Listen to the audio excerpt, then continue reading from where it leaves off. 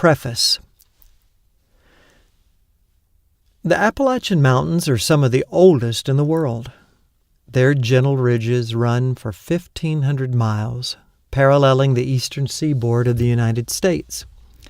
These rolling green hills, crowned with dark, scented balsams and robed in magenta rhododendrons, are home to deer, turkey, and bear. They were also the home to the Cherokee, Shawnee, and Mingo before the Europeans arrived. Early colonists flowed across the Piedmont until they washed up against the wall of the Blue Ridge and Allegheny Mountains, subsections of the larger Appalachian chain. In the 1600s, while Tidewater society was planting cotton and building plantation houses, another group of restless adventurers was leaving the highlands of Scotland in search of a better life. Their children and grandchildren spent a century in Ireland and then pushed on to America in the 1700s. These Protestant immigrants came to be known as the Scotch-Irish. They were resourceful and rugged, poets and warriors. When they found no room in the Piedmont, they headed for the hills of Appalachia, which may have reminded them of their old home in the Scottish Highlands. In the 1800s, civilization pushed on beyond the Appalachians, but the ruggedness of the region created pockets of isolation where the pioneer spirit lived on. At the same time, the lack of infrastructure and industry left Appalachia at a definite disadvantage. By the 1900s, the region was languishing. Coal operators moved into the area, but most of the profits stayed with the big companies. Miners lived in shacks wedged between the river and the railroad tracks.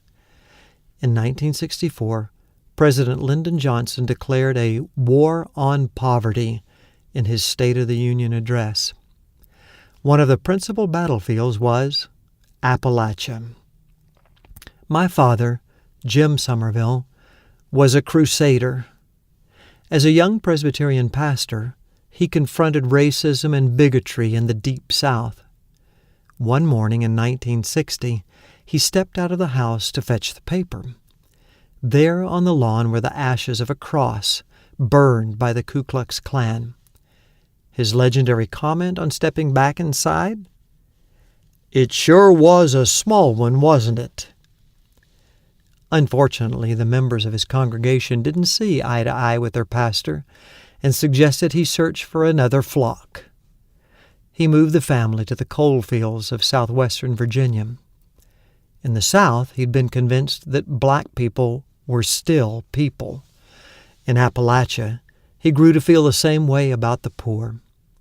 When President Johnson declared his war on poverty, my father was one of the first to enlist.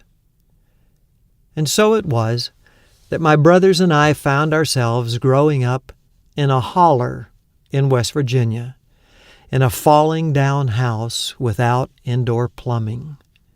We climbed the hills, skinny-dipped in the river, caught possums, and ate snakes. What we lacked in money, we made up for in adventure. No one could have convinced us we were disadvantaged. These stories are the result of that blend of 5 active brothers, a pair of wise, loving parents, and the unlimited opportunities of the great outdoors. This is a story of growing up wild and wonderful.